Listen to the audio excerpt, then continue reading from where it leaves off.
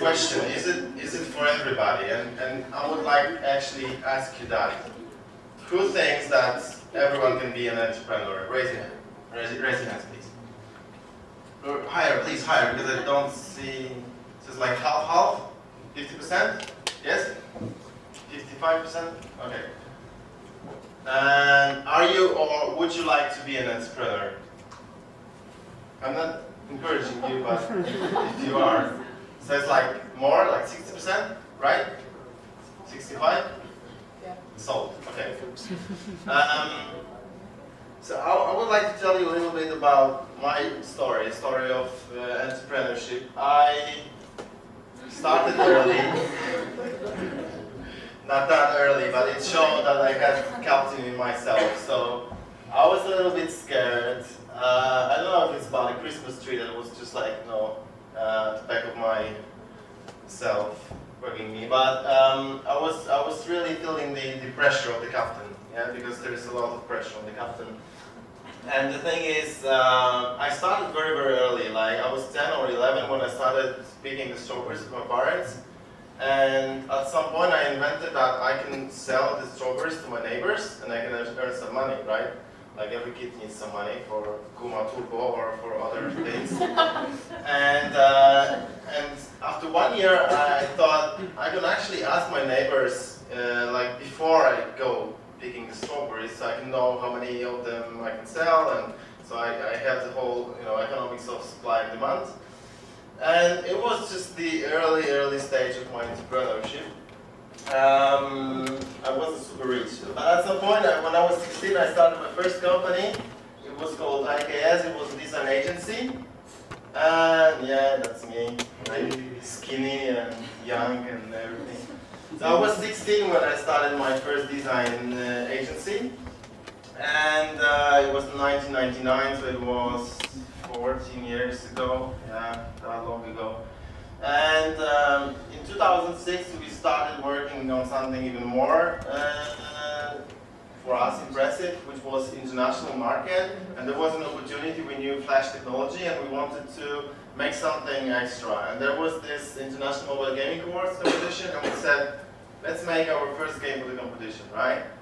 And it happened that we actually won.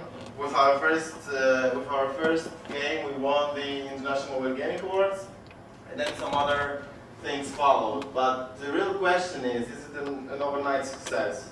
Because sometimes I get an impression that people think that life of an entrepreneur is super easy, and I can be an entrepreneur, or I should be an entrepreneur, and that it comes just super easy, and it's the best way to make money, right?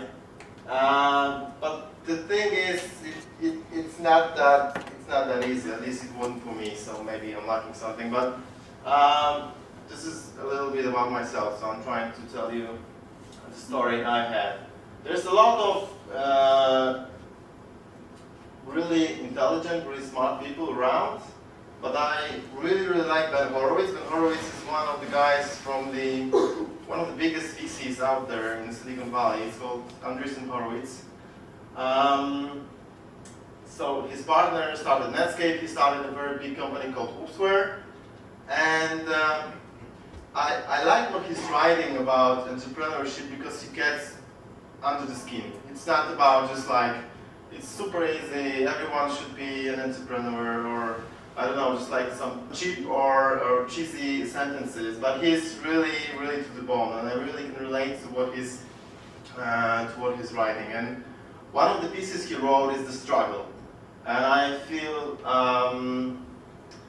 like he's writing about myself, right? So I'll just show you a couple of sentences about how he describes the struggle.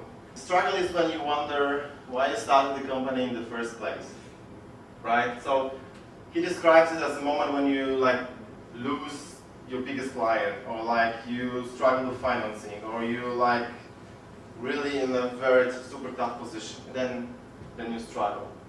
So the struggle is when people ask you why you don't quit and you don't know the answer. The struggle is when your employees think you're lying and you think they might be right.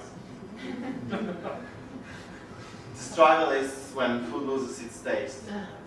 The struggle is when you know that you are in over your head and you know that you cannot be replaced. The struggle is when you want the pain to stop. And the struggle is unhappiness.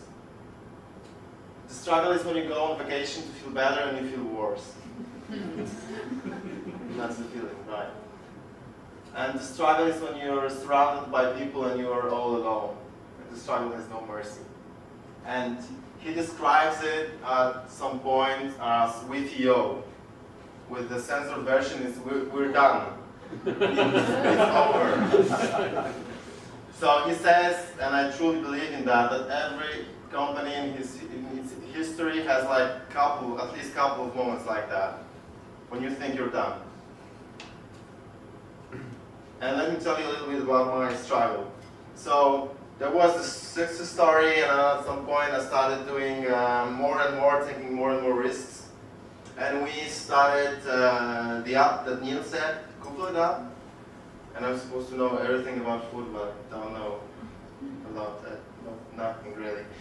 And but when we were starting, it was like a fairy tale. Like we got very good connections with Adobe, and they decided to offer us some money for developing the project in their technology. So we said, yeah, it's a super situation. Let's do that, right? And then we developed the application. We had almost like 15 people at the end of the delivery, and everything was just like superb. Yeah, we thought that we were just like geniuses from Poland making something super extra for the rest of the world, and everyone should use it. But it wasn't the case, right? It was the beginning of the end of the big team, right? And then I started searching for money, started talking to VCs, and it was super difficult. And then I managed to raise the money, yes? But by the time we were 3, from 15 we went to 3. The group of, most loyal people. Or maybe the most stupid, I don't know, but this is something to be seen. It remains to be seen. And then we thought, yeah, again, it's good, yeah.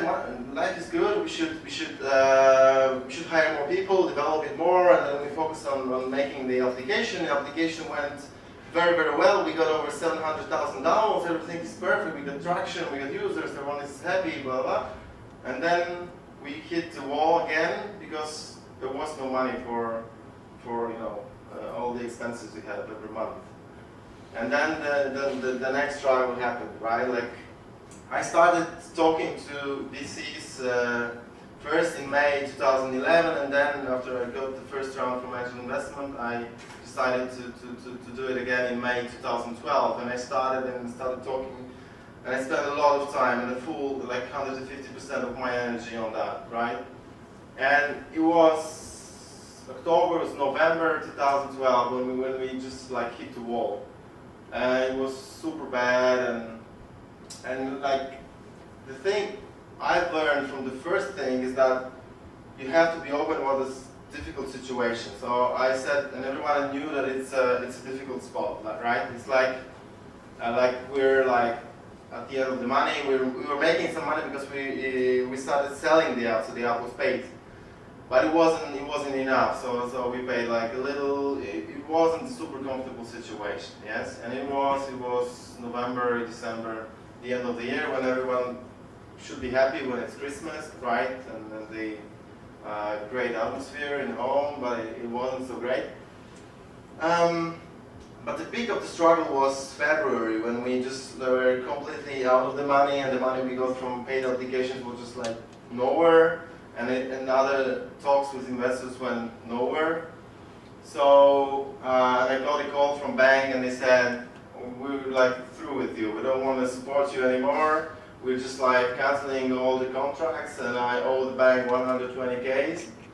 And it wasn't super cool situation, right? And then I just like really felt it like that's it couldn't be worse, right? It's the worst moment. So from now I can just only rise and make the situation a little bit better.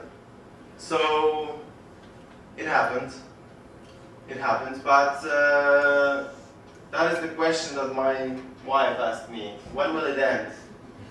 and I completely didn't know that. I didn't have a clue when does it end. I just knew that I have to make it happen, right? Like I had two options. Like I could fail for bankruptcy and then no one gets nothing, right? And we're just like done, and I'm clear and I don't have any more stress. Or I keep doing that and make it happen and deliver it, right? So I'm on the latter side. I'm on maybe on the wrong side. I don't know, but I have this in me. I believe it's some kind of a gift, but some believe it's a stubbornness, so maybe it's not a gift at all. But I just believe business is about like sinusoid, right? If you you don't have like raising hockey stick rise, that it happens, right? It happens, but it's just like momentum, and it cannot be sustained forever. I believe it's more of a sinusoid. So more skills you have, more experience you have, you go on the upper side. More risk you take, you go on the lower side, right? So it's up and downs, up and downs. I believe I'm the expert on the downside. I'm trying to learn more and more how to be on the upper side. But the thing is, what I discovered in many, many difficult moments is that at some point the storm is over, right? And the captain analogy, right? Grab the captain and there's no storm. So it is like that, okay? So it's not a status quo. It's never going to be like that. Like you know, sailing and everything is sexy, everything is nice, and you just should be, everyone should be an entrepreneur. But it's a struggle. But moments like that happen, and then hopefully in your life it will happen more than in my life. So I take all the difficult situations on myself. So I was trying to sum it up. What it takes, right? And I think that you need to have the right kind of motivation. You really need to have the right kind of motivation. If you think that this is the quickest way to make money, then think again. It's just like, it should be a byproduct, okay? Or it would be a byproduct. But you have to really love what you're doing, because if you don't enjoy what you're doing, then at some point you're going to just like, end it up like that, and you're just like thinking, where is it? Like, so you have to enjoy. You have to enjoy what you're doing. You have to be really focused and like the challenges you have. You need to be happy about getting up 6 days a week or 7 days a week, or whatever is your type of schedule of working, but you have to feel it, right? It has to be a byproduct, cannot be a goal in itself, because you don't reach the goal when you just focus on money. That's just at least my belief. And the second thing it takes is courage. So at some point you need to jump off the cliff, right? You don't feel comfortable, you think like, whoa, I'm not doing that, right? And then just like, I'll use the stairs, and then you just like go down and skip this jumping. But I really believe, and I believe you have a lot of examples like near you, that you don't have to be the smartest guy around. You just have to do that. At some point you figure out the right way, and you'll find it, because it's about the doers, not the thinkers, right? If you're doing, then you'll get it done. But if you're just like thinking about, wondering, maybe this, maybe that, you have to push yourself out of the comfort zone. And this is the only thing that I believe is important. So the courage and the passion to win. That you wanna make it happen, even though like there's a lot of chance that you're going to fall flat on your face when you like finish the jump, or you won't be jumping then. But the third thing, it takes time. It's not about just quick overnight success. It's more about something that is persistence, stubbornness, and it's a race, right? But it's a long-term race, and even though a lot of people started, it's like the winner is usually, there's only one winner, and he's alone, right? He's like the last meters or the last kilometers he's running alone. Or maybe if there are like 2 canyons or 3 canyons, maybe they run in groups. But altogether, and what it takes is that you have to be super persistent to make sure you get there. And you get there in the right time, not the 6th hour or the 7th hour or when they close the finish line. So tell me again, can anyone be an entrepreneur? Raise your hands again. What do you think about it right now? Oh, fine. 20%. And are you or would you like to be an entrepreneur still? That's the spirit. Go for it.